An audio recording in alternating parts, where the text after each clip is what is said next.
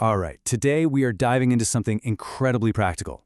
It's a mental framework designed about 2,500 years ago that shows us exactly how the Buddha organized his own mind. You know that feeling, right? Like your mind is a web browser with just way too many tabs open. There's this constant buzz of thoughts, little worries, random desires, all fighting for your attention. It's chaotic, it's overwhelming, and honestly, it's just exhausting. But what if there was a simple, elegant system to manage all of it? So, long before he was the Buddha, back when he was still figuring things out, he realized his mind was, well, a total mess. And so he developed this radical technique. He decided that he would take every single thought that popped into his head and sort it into one of two piles. Just two.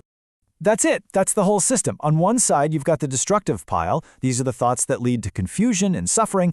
And on the other side, you've got the creative pile, the ones that actually build a path towards clarity and, freedom. It's kind of like a binary code for your own mind. Okay, so let's dive into that first pile. The Buddha pointed out three very specific types of thought that were, for him, fundamentally unskillful. And these aren't bad thoughts in some moral finger-wagging sense. Nope. They're just thoughts that actively get in the way of wisdom and peace. They're basically mental dead ends. So the first one he flags is what we usually translate as a thought of sensual desire. In the original Pali, the word is kama-vitakka. And on the surface, that seems pretty straightforward, right? Wanting stuff that feels good.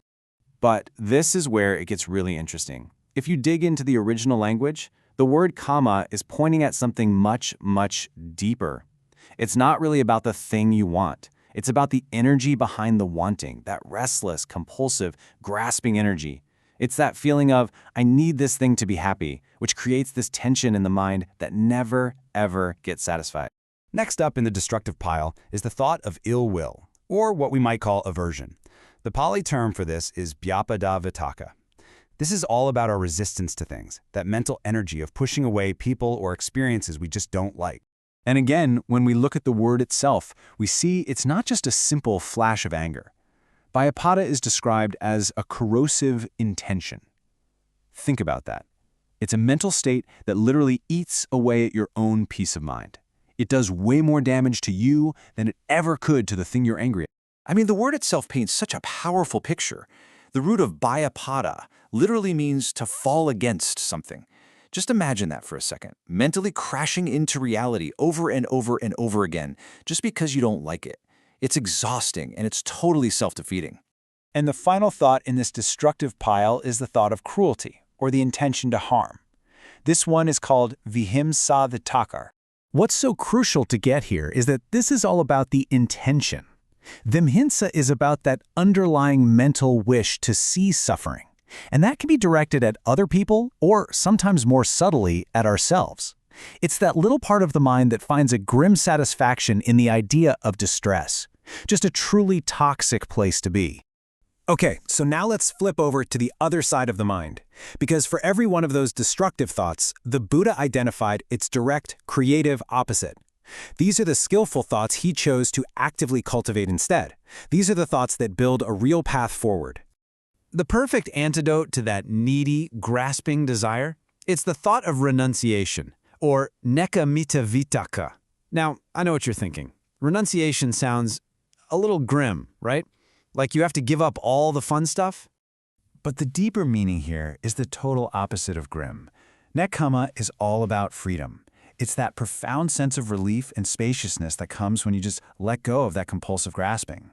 So it's not about losing something. It's about gaining your freedom from it. It's a liberating release. All right, next up, the antidote to that corrosive, self-defeating thought of ill will.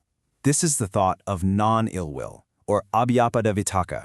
And it's so important to see this as more than just not hating.